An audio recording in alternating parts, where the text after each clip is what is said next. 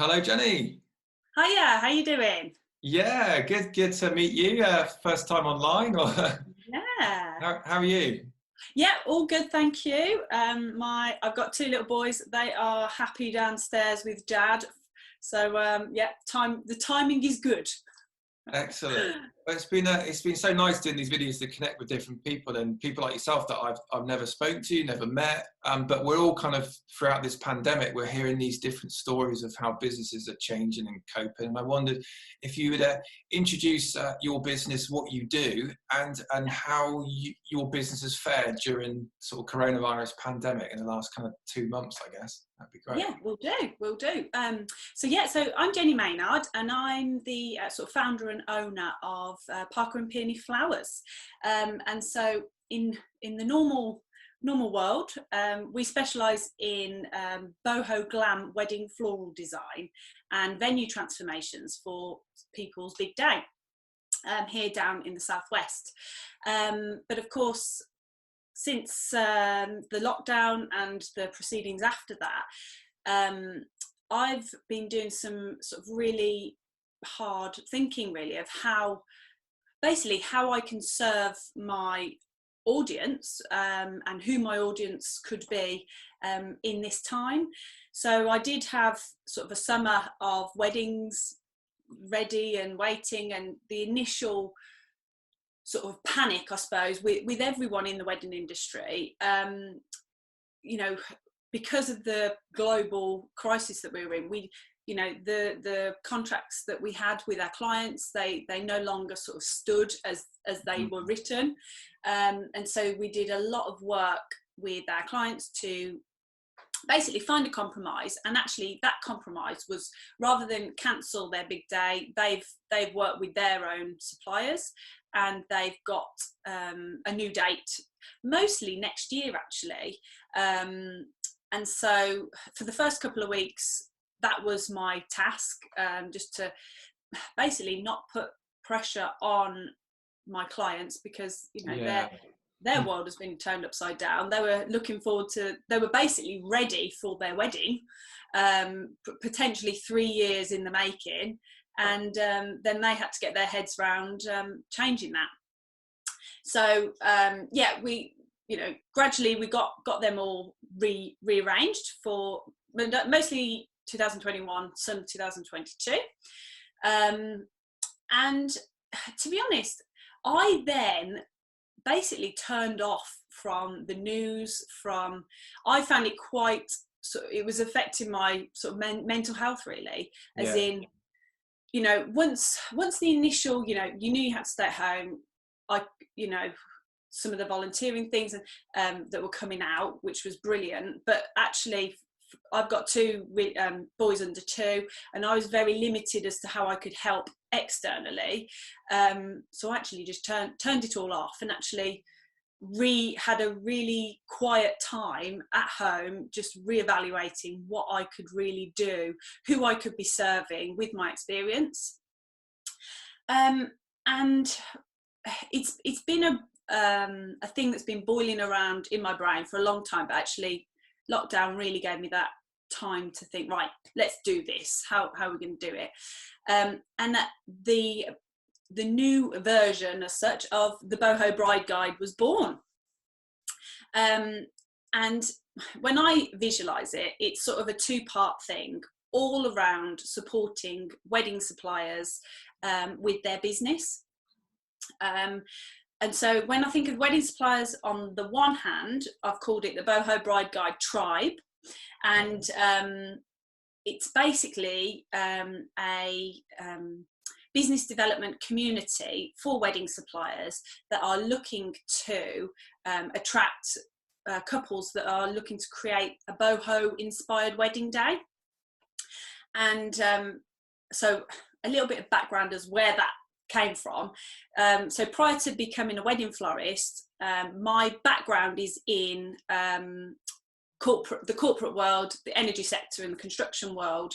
Oh, right. In training, learning and development, and sort of people development, and very much enabling others to reach their potential. And so I see this new venture and how I've pivoted is sort of pulling together my background in training, learning and development and bringing it to the wedding industry world.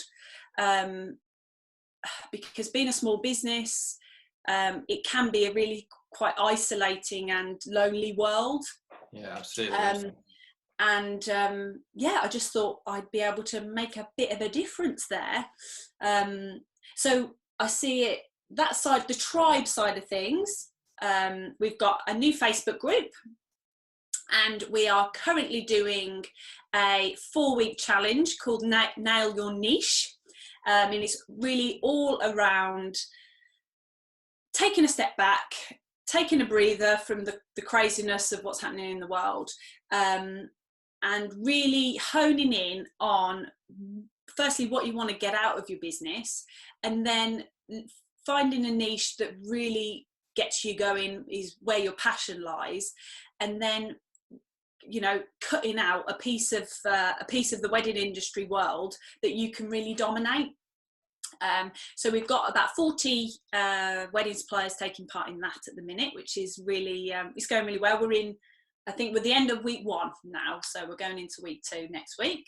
Brilliant.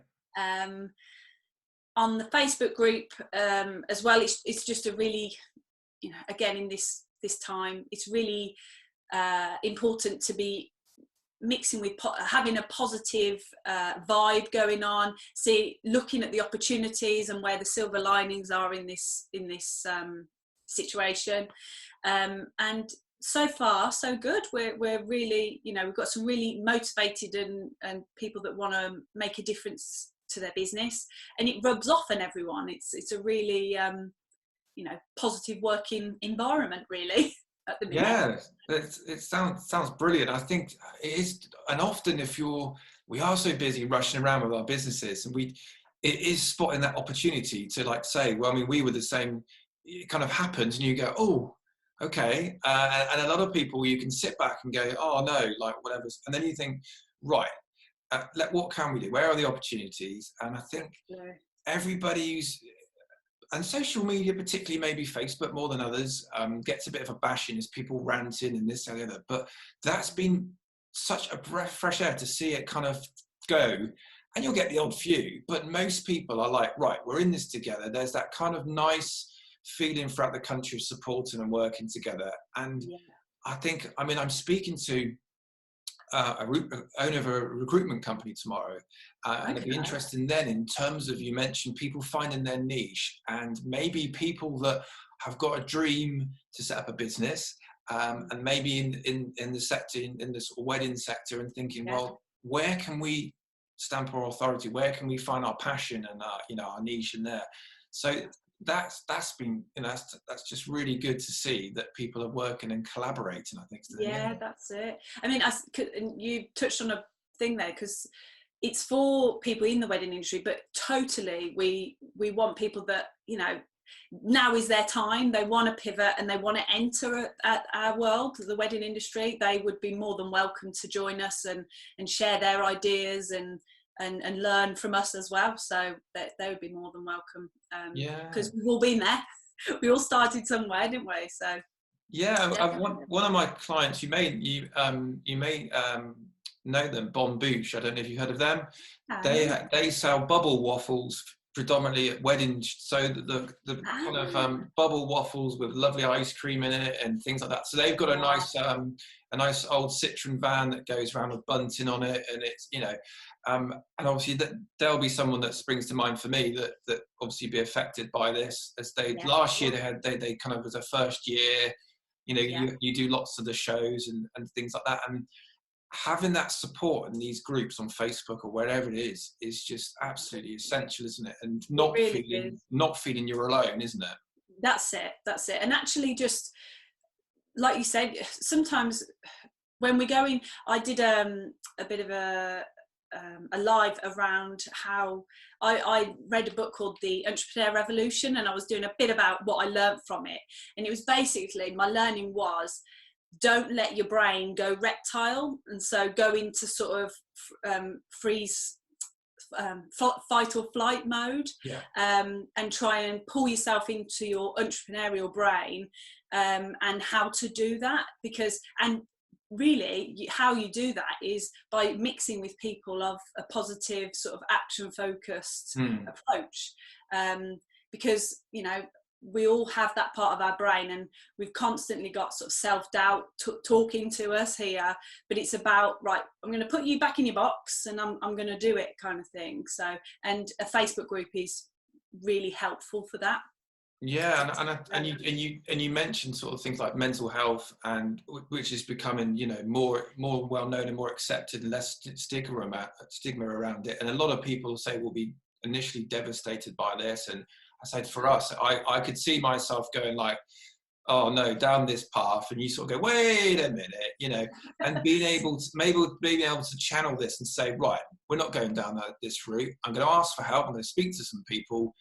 Yeah, what are the opportunities to do it? And what's been so fantastic has been, you know, we all have things we know that other people don't know, and ideas, and how many times that you've got stuck in a rut of something, and then just having that soundboard for somebody to go, how about this? And you go, and you whiz off down this whole avenue of trying something different. Yeah, that's it. People need people, you know, to progress, and that's how we are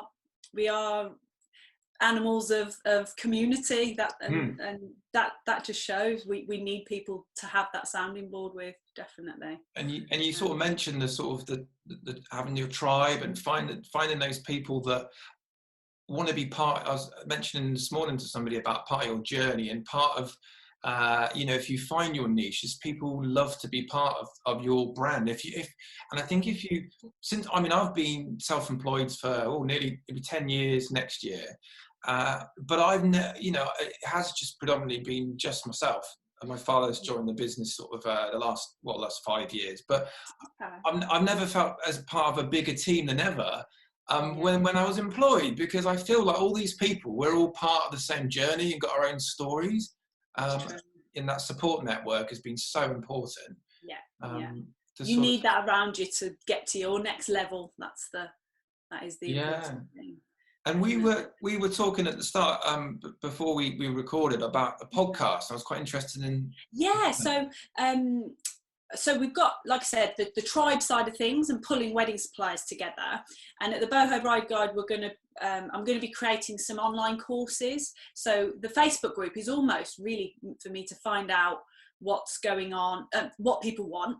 And then I'm going to be putting together some online courses. And that's all part of this sort of pivot approach that I'm looking at.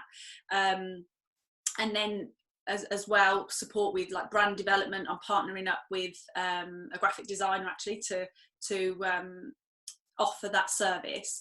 But then the other side of the Boho Bride Guide, I wanted also to be an advocate for the wedding suppliers out into the world. And that's where the Boho Bride Guide podcast was born, I suppose. And the first season is all about Southwest wedding suppliers. And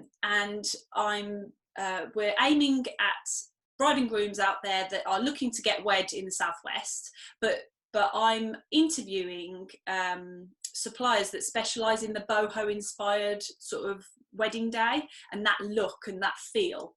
So very sort of outdoorsy and sort of festival-y type vibe. Okay. But yeah, so we've got the podcast, which is, so if suppliers want to be part of that, then they can get in touch with me, and I think we mentioned doing a Zoom and doing the podcast via Zoom actually, which helps with the whole lockdown situation for however long we are in that situation. And that goes live on the 12th of May. Excellent. Okay. So that'll be available on like iTunes, which is now Apple Podcasts. It will be on Google Podcasts, Spotify and Stitcher. And basically you subscribe to that, and then every 2 weeks a new episode will become available. And it's basically I'm interviewing experts within their field. So for example, the first I've got an introduction episode, and then we've got the first sort of interview episode is with Jamie Denny photography. Right. weddings from Wiltshire. And I did a photo shoot with him back in October, and his work is sort of sensational.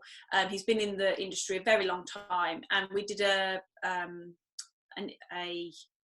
podcast all around what crucial questions you need to ask your photographer to ensure that you get the dream wedding photos that you dreamed of. Yeah. And so that's what the second podcast is all about. And as I said, that'll be the 12th of May that's available. Excellent. That'd be good. Well, if you can send me the links for that, I can share that with this video. And also, you know, what you're doing with the website and where that's going, and the Facebook group, of course. Yeah. And we know a few suppliers that work in the wedding industry that I could, you know, put your way. Maybe you've heard of them, some of you haven't. Quite a nice range, and it's good with the local networks we've got here. That, you know, it's very sort of nice, close-knit community that lots of people are able to help each other, which has been great. It's been really good. Brilliant. And on, I suppose, the sort of advocacy of wedding suppliers, I'm going to be launching a directory and blog as well. Yeah. So that's, the website's in creation at the moment as we speak. Yeah. And so the directory will be a place where bride and grooms can go and view profiles of our sensational wedding suppliers, but also the blog will be all around like hints and tips and help and advice for bride and grooms that are looking to plan their wedding, because can never have enough help when doing something quite enormous of organising a wedding. Absolutely. It can be a little bit overwhelming, I'm sure. Yeah, I've got some good contacts that are coming to my head that I can put your way. So that brilliant. Thank you so much. It's just a really exciting time. I mean, it's almost that lockdown and the whole world situation has really sort of given me a kick up the bum to follow my passion, and I really feel like I'm in my zone at the moment, pulling my two worlds together and actually serving the wedding suppliers and the small businesses out there. So it's really quite exciting. Oh, brilliant. It's really inspiring to hear that you can hear your passion for the subject and the journey that you've gone on, and being one of those people that's taken this and steered it to something so positive and involving so many people. I'm going to sort of finish up now. It's been lovely to meet you. Hopefully meet you in person very soon. Yes, good stuff. I'm just going to finish on my question I ask at the end. So if you weren't in the industry that you're in, and what you do, what would you do instead? Or what did you want to be when you were little, when you grew up, or left school? You know what? So anyone that knows me, whatever I wanted to be, I sort of have become. I know that's for example, didn't want to go to uni, so I joined the police. I'd had enough with the police, so I became an electrician. Wanted to own my own business, so then I become into property development, and then I went into the energy sector. So what my answer to that is really, what do I want to be? At the minute, I am in my zone, and I want to do this, and whatever the future may hold, that may change. But I was trying to think of an answer to that, but unfortunately that's where my brain's going at the minute. Oh, great. Well, thank you so much, Jenny. It's been lovely chatting to you. And thank you ever so much for having us on the show. You're doing such a valuable piece of work here and getting people's positive messages out there. So thank you as well, Paul. Oh, thank you. It's been good fun doing these. So, all right, we'll speak to you soon. Bye. Take care. Bye now.